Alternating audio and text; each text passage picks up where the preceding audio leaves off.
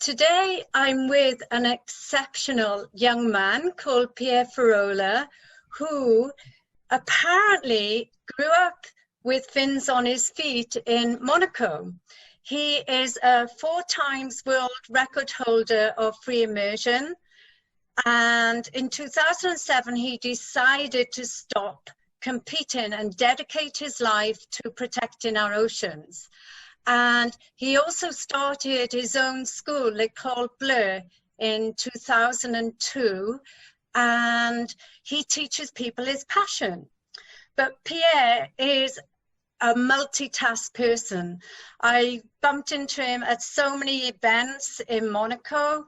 He's also been in loads of TV series and made movies, and he belongs to so many charities. The main one is Princess Charlene's foundation. He's an ambassador, and he he's passionate about teaching children how to swim, and he's also a member of Peace and Sport. And this is only 54 elite athletes who are dedicated to make a change in the world through peace. And this is, although it's international, it's based in Monaco as well. And he does so many other exceptional things. He's got a massive heart. So welcome, Pierre. Thank you so much for joining us on Wellness Spring today. How are you? Welcome. Thank you very much for the invitation. In fact, you said something wrong. You said I'm young, and I am 46 years old. So I think it's finished for me. I'm not still so young.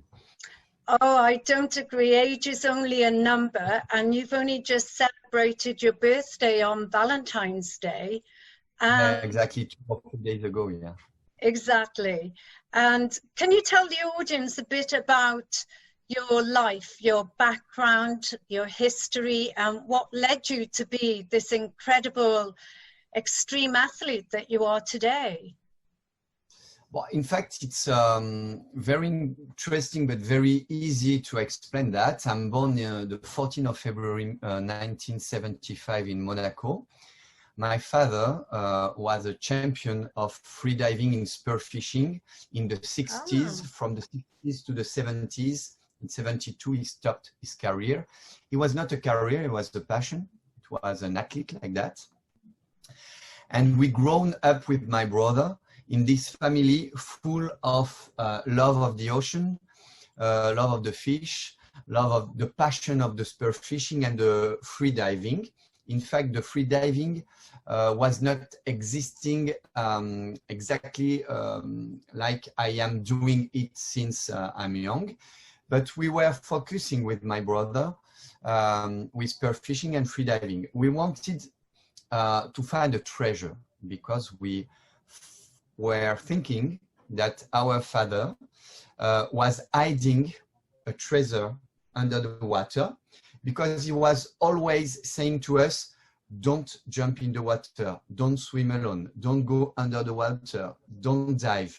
And everybody, the friend of our father, were explaining the magical of his life, all the trips he did, all the big fish he caught, all the many adventures and encounters he had in his past. So we were very interested with my brother, like, if this adult doesn't want us to dive under the water in the ocean, it is because he has hidden a treasure under the water. So we started at 5, 6, 7 years old to jump in the water to find the treasure. We didn't find the treasure. We found our passion. We understood that the treasure was living his passion every day. In fact, he was afraid for us because it is dangerous to leave the children in the ocean alone. It is dangerous for the children to go down very deep. And we wanted to be our father, to do exactly the same than him, because all these histories and the stories were surprising, especially because our father stopped diving in 74.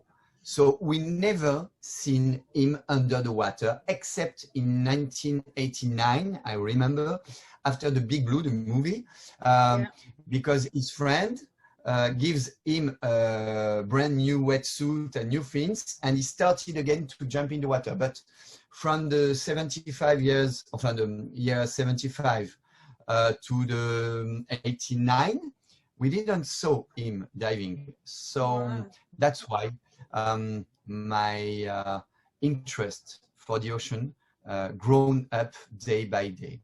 Yeah. After that, I understood that in the world of the adult world, all the adults have to go to job, to work, and they were not very happy to do it. I saw so many adults waking up in the morning and saying, oh, I have to go to job, to work, I have to go to the office, and they were so sad to do it.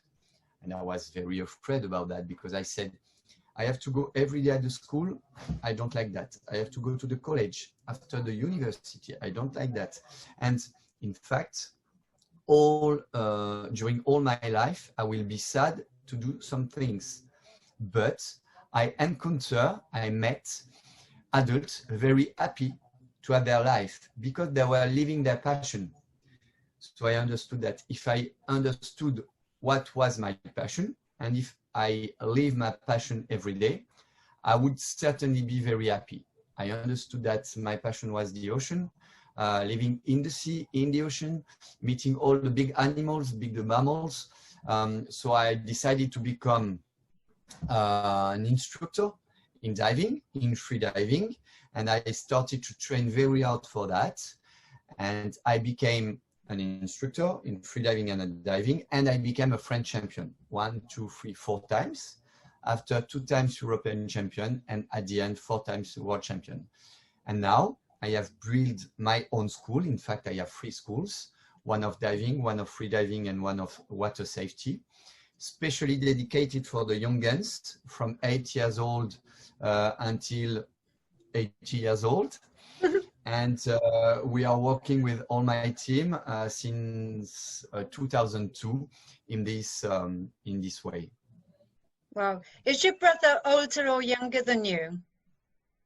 My brother is born in 77. He's 2 years younger than me. Yeah, because I know you've often said that he used to inspire you and motivate you to go that step further. So who or what inspired you most in life with your diving? In fact, at first it was my father who inspired me a lot. This was the way I wanted to follow. But I saw on TV the Commandant Cousteau when I was young. I understood his life, his way of thinking, his way of taking care of the ocean, and especially Commandant Cousteau was able to say, I apologize, because when I started diving, I did many things I didn't knew that it was bad. For example, putting dynamite on coral reefs, catching many sharks and everything. They were adventurers. But year after years, they understood that the environment where they were living every day, the sea, the ocean, was really, really, really fragile. And they decided at first to change the things, to change the way of looking at the sea. And they were able, and especially Commandant Cousteau, to say, I apologize, I'm sorry, I did bad things, and now I will try to do better things. So it was for me something very important in life. When we grow up year after year, we try things. We choose a way, and when we are young, we are sure that this is the good way. And when an adult or a old person, a holder, explain to us, you should not do that, it would be better for you to do this way, you will certainly say, I have to I'm sure I am on the good way, and I want to follow my way to find the solution by myself. And if I fail, it's a way of having more experiences. In fact, I decided to build my own school, specially dedicated for children, because for me, it's very important to give them apologize about what our generation and the older generation did wrong. We did many bad things. So at first, we have to apologize to the new generation. And secondly, we can't say to them, now you have to do that or that. It's impossible to do that. We have to give them many tools. We have to give and explain them how to use these tools. They have to understand how to focus on a goal to reach. And with all this mode of explanation, we will give them the power to build a sustainable present and future for them, a sustainable mode of being better than the world we are leaving to them, a bad world, the bad world. And especially with these tools and this new mode of doing, to be able for them to build their own masterpiece. Fantastic, because I think most children, if you tell them not to do something, they want to do it. But I think it's incredible that you and your brother learned at a very young age what your passion was about, because some people are like 30, 40, 50, 60, 70, 80, and some people die and still don't know what their passion is. So with you, how did you, because obviously with your father and the diving, did you learn yourself how to hold your breath on land, or did you hold it underwater and time Both. How long you could hold it for? Both. When I started to free dive, I was learning the thing by myself with my friends. We didn't have internet in the past, so we opened some books, some TV shows, but it was not very known. And in fact, in 1994, I met Claude Chapuis in France, in south of France, with a big band of brothers like Loïc Leferme, Olivier Le, Jean-Marc Dominique, Mathilde Fouchard, Marc Ounil, many good friends. They became very good friends, but at first they were proposing to people who wanted to try freediving. They were proposing the first workshop of the world. It wasn't existing in the past. It was the first team in the world. So I became member of this team in 1994. We started training together. We started at first to do the workshops, and after organizing the workshops together. And in 1996, we organized with this team the first World Championship of freediving. It was the first of the world. In the past, all the freedivers were competing in records alone. They were planning a dive, explaining to the media and the world that they were trying to reach the tag at the bottom, and that's it. But there was never had before a big meeting with 200 athletes in the same time, in the same way, to try to compete together. So we organized it at first, and in the same time we were organizing, planning, writing all the rules of being a freediver in the world, being a freediver in the sea, making all the pedagogic rules and all that things. And we learned by ourselves how to hold our breath, how to go down, how to link ourselves to a rope with a lanyard, to start to understand the different way of compensation, equilibration about the ears, the sinuses, the lungs, and all that things. And year after years, we grown up all together in this way. In fact, we can say that we invented the free diving lessons, workshop, competitions, and a way of doing free diving, because before 1994, it was in fact not existing for real, only for Jacques Mayol, Umberto Pellizzari, Raimondo Bucher, and Enzo Maiorca. Only 4 people in the world, perhaps Franck Messeguet and 2 or 3 American people, but they were just trying things like that by their own. It was not a big band of brothers of the world doing all the things together. It was not a community at first. Yeah, wow, that's amazing. I didn't realize the background of that. And I know when I listened to your talk with TED Talks in... Just look at that.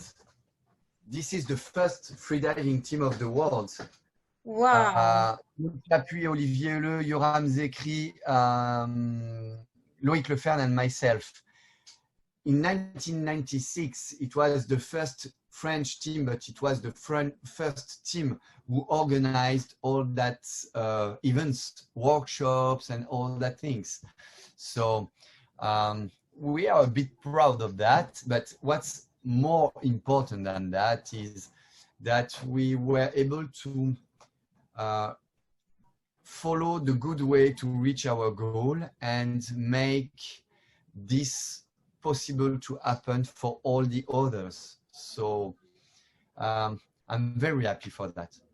And so you should be. That's an amazing and incredible achievement, which will inspire young children and adults all around the world to follow their passion and to do something. So what tips would you give to people who want to start out to be a free diver or to be an athlete, for example? To be an athlete, you have to take your time. At first, when you want to dive, when you want to go in the water, in a swimming pool or in the sea, never free dive or never dive alone. Always dive with a buddy. It's so important because when you are under the water, somebody is looking after you to make the security, the surety, the safety.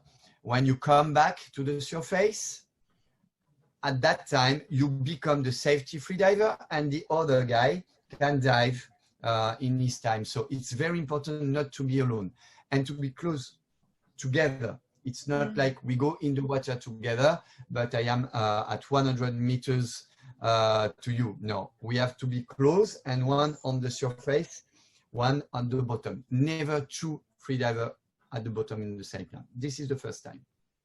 The first thing. The second is take the time to learn yourself. Take the time, be passionate. It's very important to follow some values when you want to become an athlete. Courage, honor, fraternity, humility, shareness. And it's so important to follow these values, to follow the values of the high-level sports to become an athlete. It's very important because this is outdoor activity, and the outdoors activities are brilliant, beautiful, but they are and can be very dangerous. So we have to take the time. Don't think to become a champion. Just think to become a free diver, a waterman. Drink the sea, become the sea in the sea. Go and meet all the beauty of the ocean.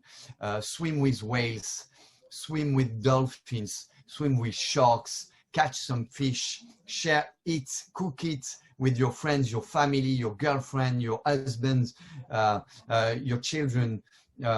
Take the time to have a big nap on the sea, in front of the sea on the beach.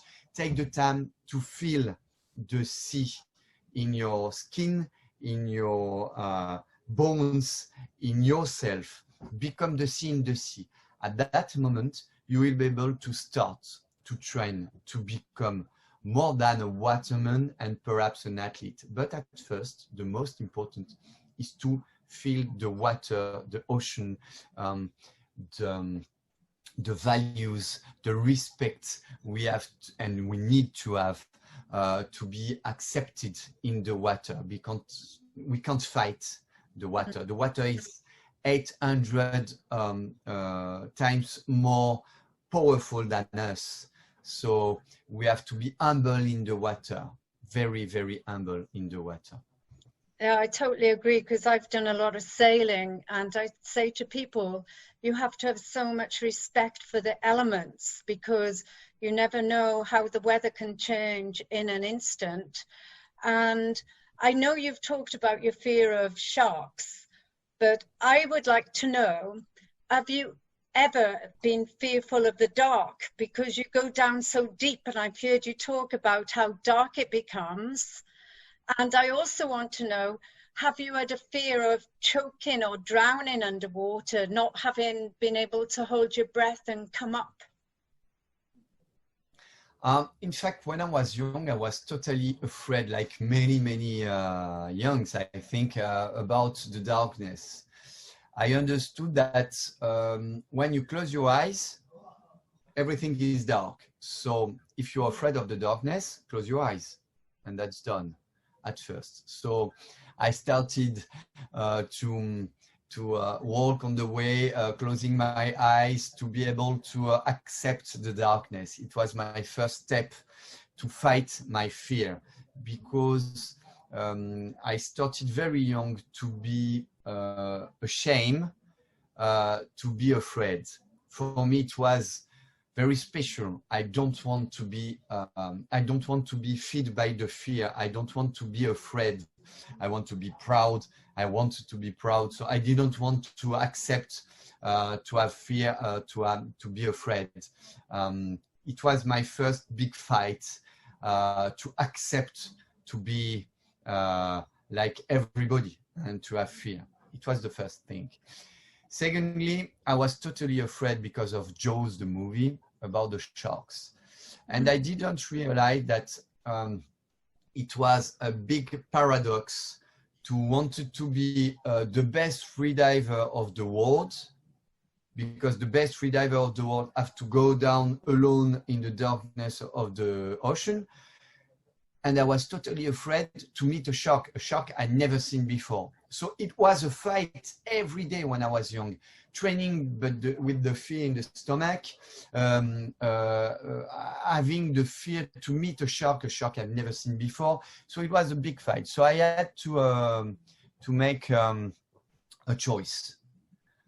Giving up, I had to give up, or to fight and to catch the shark by its teeth, not the bull by his horn, but the shark by his teeth. So I decided to catch the shark by his teeth. So I took a plane, I went in Indian Ocean, and I wanted to meet the shark I've never seen before, to see if it's really dangerous and something like that. So I landed, I took a car, went to the beach with a holder, explaining me, because I did not have my driving license, explaining me what is a shark, or how do we have to react in front of the shark. I put it in my wetsuit, my mask, my snorkel, my fins. I jump in the water, and after perhaps 10 minutes, I seen my first shark, a big, yellow, full of teeth lemon sharks. Wow. And do you know what happened at this moment? When the shark seen me, he ran away. He was totally afraid of me. In fact, I was the shark for the shark.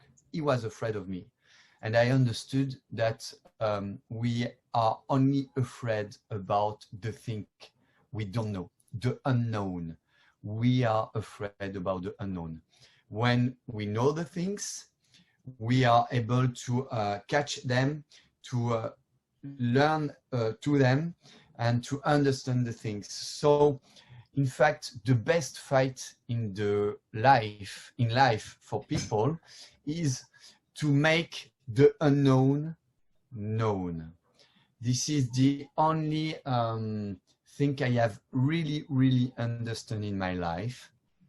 Wow. This is the love for the chocolate. But if you make known the unknown, you will grow up as impossible as it can be. You are unstoppable, I know that. And it's great that you've, you know, that's wonderful words of advice to young people to face your fears and to make known the unknown. Because at the moment, as you know, everybody's fearful about COVID and what's going to happen. So I don't know how it's affected your business there in Monaco. But again, it all goes down to the breathing as well. You know, I think if everybody can master how to breathe properly, they will let go of a lot of their fears as well. What's your point of view? My point of view is the only thing we are sure is life. We don't know what's happened after when we are dying, about paradise, hell, all that things. We know the things we feel, the people with we share the things, the discussion we can have, the love we can share with people and all that things. So to be able to walk, we need to put step after one and like that. So we have a new challenge on Earth. This is COVID. It's since only 1 year that things have changed. What is 1 year in humanity, in our life? It's nothing. It can change many things in the business. That's a good thing. Like that, we have to plan new things, to think about new mode of doing. We can't give courses since 1 year. It's affecting a lot our business in diving, but we have find solutions to make other plan to give a different sort of mode of doing the lessons, like e-learning, one by one, Zoom and views, connections like that, interviews. So we have to take the time with our friends, with the family. We have less meeting, so we have more time. We can make, we can dream more than in the past.